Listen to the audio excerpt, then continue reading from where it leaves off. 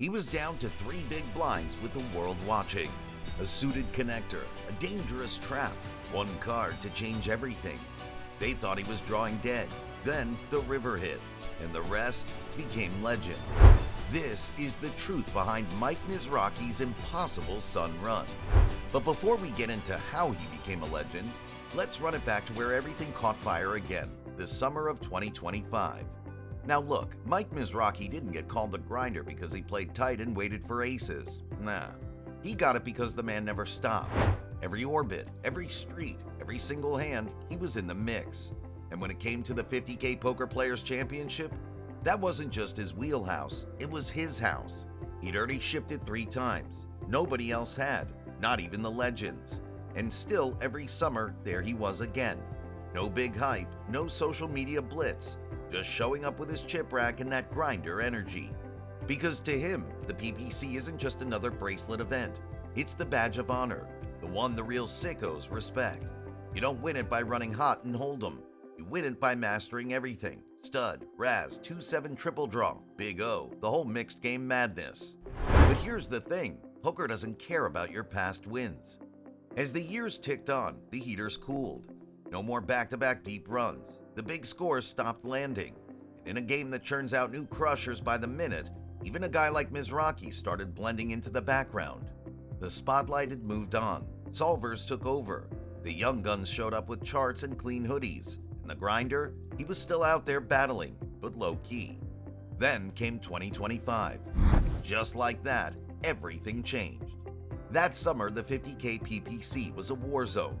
All the usual suspects were there, mixed game beasts, online wizards, bracelet hoarders who treat this event like it's the Super Bowl for grown-ups who know how to play Raz. And right there in the middle of it, Mike Mizraki. A little older, sure, a little more salt in the beard, but still got that look in his eye, you know the one. He didn't come in loud. From the very first orbit, it was vintage Mizraki, not flashy, not reckless. And while some of the young guns came in hot and fizzled fast, Mizraki just kept cruising. By the time the final table was set, nobody was saying, wow, how'd he get here? It was more like, of course he's here. Because when the format gets weird and the pressure gets real, Mizraki thrives. This is his playground. And then it happened. Final table, one by one the killers dropped. And when the dust cleared, it was Mizraki standing there again. 4th time. Nobody else in the history of poker has done that. Not Ivy, not Helmuth, not even Brian Rast, who was tied with 3. Mizraki just stepped past him, cashed $1.3 million, picked up bracelet number 7, put himself in a league of 1. And the craziest part? The run wasn't over, not even close. Most guys take down the 50K and ride off into the sunset. They do the winner's interview, pose with the bracelet, maybe fire a tweet or 2 and call it a wrap. Not Mizraki. 3 weeks later, barely enough time to cool off, he was right back in the chairs. This time, it wasn't split pots or stud high-low. It was the big one, the main event. The World Series of Poker main event isn't just a tournament. It's the tournament. 10,000 plus players, $10 million up top, and every hand gets the ESPN treatment. If the PPC is for poker purists, the main is for immortality. And for Mizraki, this wasn't just some bonus run. This was a score he'd been chasing for 15 years. Back in 2010, he made the November 9, steamrolled his way to the final table, ended up 5th. Big payday, big moment, but not the bracelet, not the title. And if you know Mizraki, you know that never sat right with him. So when he sat down for day 1 in 2025, fresh off the PPC win, he wasn't chasing heat, he was chasing closure. From the jump, he looked dialed in, talking when it gave him an edge, locking in when it didn't, mixing it up in spots most players don't even consider. He wasn't out there flipping coins. He was carving people up, stack by stack, street by street, one pure read at a time. And no, it wasn't all sunshine and double-ups. He had to fight, took some hits, folded some big hands that lesser players would have punted. But he never lost his head, never gave away a chip he didn't have to. By the time he made it back to the final table, it felt scripted, like the whole summer had been building to this. The PPC? Check. Bracelet drought? Over. Now, the main? It didn't just feel possible, it felt inevitable.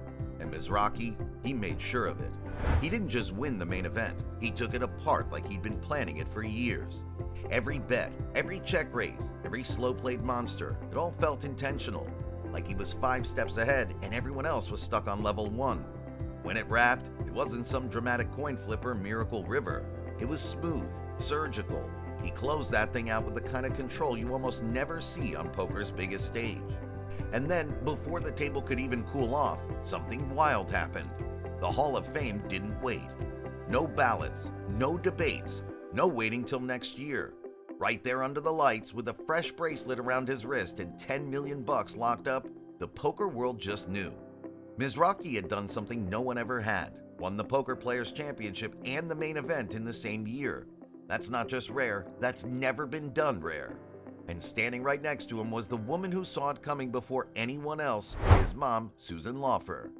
The one who taught him the game at the kitchen table, the one who raised 4 poker-playing sons. But Michael, he was always wired a little different, always going after the big moment. Now he'd found it, biggest one of all. She was the first to call him the Grinder. The rest of us just had to catch up, but this summer that nickname hit different. Like day 8 of the main. He was on fumes. 3 big blinds, 1 orbit away from a busted dream. Most players in that spot are already halfway out the door, but Mizraki, he sat still, waited, picked his moment, found the double, then another. Instead of vanishing, he started building. You could feel the table shift. Everyone tightened up. He didn't. He just kept pressing. 1 move at a time, he climbed back. And before long, the chip stack was back. The swagger was back. The table wasn't trying to bust him anymore. They were trying to survive him. Classic Mizraki, down to the wire, back against the wall. Still the most dangerous guy in the room. And man, that edge, it just kept slicing. Ace-high hero calls like it was nothing. Middle pair traps that looked like witchcraft. Brick flops, no problem. He floated them anyway. Then boom, barreled the turn like he knew it was coming. These weren't random moves. This was vintage Mizraki, blending old school feel with razor-sharp reads. When the big ones dropped, he didn't miss. There was one hand that stopped the room cold. Flush for Mizraki. Top 2 for his opponent. Clean river. Big bet. Long tank. Then Mizraki pushed all in, no hesitation. Snap call, silence. No redraws, no sweat, just game over. That pot changed everything. From that moment on, he wasn't just deep, he was in charge. He never let go. Then came the last hand. Stack after stack slid his way until it was done. But he didn't jump up or fist pump. He just sat there, soaking it in, looked up, let it land, then came the grin, slow, sure, and finally, lift. Bracelet raised high. That thing was a monster. 2,253 diamonds, 42 carats, price tag $150K. Looked less like jewelry, more like something you'd win at WrestleMania. Pocket 4s, he chuckled. I'm 44, won my 4th PPC, then this. Wild, huh? And honestly, that might have been the most insane part. This run wasn't supposed to happen. Not in 2025, not in these fields. Mizraki wasn't the hoodie-wearing, solver-running, chart-checking kid. He was the instincts guy, the table talker, the gut feel killer. And that gut didn't just guide him, it carried him. He's played through every era. Moneymakers boom, the nosebleed craze, the online kids, the GTO grind. While others burned out, leveled up, or vanished, Rocky stayed the same. Same grin, same hustle, same game. Only this time, it wasn't just another deep run. It was the run. So how did we get here? How did this once aspiring doctor from Florida become the Grinder? How did a kid with dreams of med school become the first and only player to dominate both the most elite mixed game event and the biggest no-limit hold'em spectacle on earth in the same summer? Let's go back, way back. Because to understand just how impossible this sun run really was, you need to understand where it all began. Long before the spotlight, before the bracelets, before the nickname stuck, Mike Mizraki was just a kid in Miami with big dreams and a natural gift for numbers. He didn't grow up chasing poker trophies. He was chasing something much bigger, a future in medicine. Believe it or not, Mizraki originally set out to become a doctor. He even earned a scholarship and started college with that goal in mind. But life had other plans. When his father suffered a debilitating stroke, everything changed. Mike left school to help support the family. The path he thought he was on vanished overnight. But in its place, something else started to form, something that, at the time, probably didn't look like a future. Just a deck of cards, a kitchen table, and a little brother named Rob who had already started making waves in the poker world. The Mizraki house wasn't like most. It was loud, competitive, and filled with card games. His mother Susan, better known to the poker world as Mama Grinder, helped raise 4 sons, all of whom found their way into the game. Rob became a bracelet winner and respected pro. Eric and Daniel both played too, but it was Mike who turned the Mizraki name into a poker dynasty. From the moment he stepped into the spotlight in the early 2000s, Mike Mizraki played like a man who had something to prove.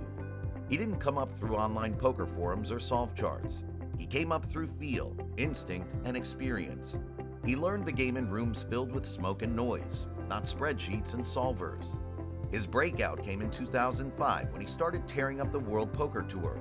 Just 1 year later, he won the LA Poker Classic for over $1.8 million. Suddenly, the Grinder wasn't just a nickname. It was a warning, a signal that if you sat across from him, you were in for a war of attrition. And odds were you'd lose. But Mizraki wasn't your average Hold'em specialist. He was something rarer, a throwback, a gambler with heart, but also a technician with range. He played every format, stud, Raz, triple draw, pot limit Omaha, Badugi, didn't matter. And that versatility became his calling card. While others built their careers around 1 or 2 games, Mizraki was building a resume that spanned them all. That's what made his dominance in the Poker Players Championship so significant. The PPC isn't just tough because of the buy-in or the competition. It's tough because it forces you to expose every weakness. There's no hiding behind one game. You can't wait for aces and play tight. You have to know every variant, exploit every leak, and adjust on the fly. And Mizraki thrived in that chaos. In 2010, he won the PPC for the first time, then followed it up with a main event final table finish just weeks later. That wasn't a hot streak, that was a declaration. In 2012, he did it again. In 2018, again. And in 2025, at the age of 44, with people whispering that the game had evolved beyond him, did it a 4th time. No one else has ever done that. No one likely ever will. But it wasn't just talent that got him there, it was approach. Mizraki plays with an energy most players can't replicate. He's loose but calculated, aggressive but not reckless. He smiles when he's losing. He jokes when he's short stacked. He always finds a way to come back. That's what made his Hall of Fame induction so special. Normally, the Hall of Fame takes time. There's a list, a vote, debate, ceremony. Not this time. Right after the main event win, Jack Effel, WSOP's senior VP, called him up to the stage. Flanked by poker greats like Phil Ivey, Jennifer Harmon, Brian Rast, and Eli Alezra, Mizraki was handed the mic, and the moment hit him. "I don't know what to say," he said, voice cracking. "This is a battlefield promotion. I didn't expect this. I just came to play. I came to win." And he did. His numbers are now burned into poker history. 8 bracelets, 4 Poker Players Championships, 1 main event title, nearly $30 million in cashes, multiple WPT titles, card player POY, a career defined not by consistency, but by peaks no one else has reached. He didn't dominate every year, but when he showed up, he took over. The Grinder didn't play for cashes, he played for glory. 2025 was his final act, or maybe not. There's something that happens when a player like Mike Mizraki wins the main event. The poker world doesn't just react, they reflect. It's more than a result, it's a reminder that the game isn't solved, that it's still human, still poetic, still full of chaos and comeback stories no solver could ever predict. In a year dominated by younger players, new strategies, and ever-evolving GTO lines, Mizraki's run stood out like a thunderclap because he didn't do it with charts or trackers. He didn't study sims the night before. He just showed up, sat down, and played his game. The same game that got him to the top in 2005, in 2010, in 2018, and again in 2025. The Grinder's journey wasn't some fairy tale out of nowhere. It was a career earned inch by inch, hand by hand. He'd been here before, broke and on fire. He'd battled debts, critics, and stretches of near invisibility. There were years when people thought he was done, that the live game had passed him by, that the new era of poker left no room for field players like him. But Mizraki never stopped believing in himself, and in 2025, the game finally caught up to him. It's the kind of record that doesn't even sound real, like saying someone climbed Everest 4 times in a row barefoot while juggling. It's absurd, but that's Mizraki. His entire career is filled with things that shouldn't happen, and yet somehow always do. And then you throw in the main event, the monster, 10,000 runners, 10 straight days of cards, every kind of player you can imagine, recreational dreamers, online beasts, grizzled live pros. It's poker's biggest stage, and Mizraki didn't just survive it, he ran the show. He stared down bust-outs, took every hit, and just kept climbing. One orbit at a time, one spot at a time, until there was no one left. And that last hand? Perfect ending. Heads up against John Wasno, a tough, disciplined player who'd earned every chip in front of him. Mizraki looked down at a suited hand and hit the flush. Wasno made top 2. The kind of spot that ends in disaster if the river gets spicy. A paired board and Mizraki's toast. A club, an ace, a 9, same story. But nope, clean run out, no sweat, just a dead cold hammer drop, game. And as Mizraki held up that bracelet, $10 million locked, crowd on their feet, you could see it all wash over him. The WPT titles, the LA grind, the PPC wins, all the miles, all the years, it built to this. And everyone watching knew what they'd just seen. This wasn't luck. This was a heater for the ages. A sun run so unreal, it almost didn't feel fair. Backstage, wall-to-wall love. His crew, his friends, old school rivals, they all showed up. His brother Robert was first to wrap him up in a hug. "You earned this," he said. Simple, true. And just when you thought the night was over, boom, one more twist. Jack Effel took the mic, and out came the icons. Ivy, Alezra, Jen Harmon, Rast, Hennigan. Poker royalty. No speech yet, no long intros, just one line that dropped like thunder. Effective immediately, Michael Mizraki is in the Poker Hall of Fame. No voting, no waiting, just instant induction. A battlefield promotion for a guy who just conquered the entire war. Mizraki choked up, tried to talk, could barely get the words out. This is everything, he said, voice cracking. Best day of my life. And for once, the guy who always kept it cool, you believed him, every word. So, was this the greatest sun run poker's ever seen? Let us know in the comments. You don't fold when history's being written. This ride's just heating up, and if you thought Mizraki's summer was insane, wait till you see what we've got coming Wednesday and Friday. The stories are bigger, the stakes are higher, and your seat already saved.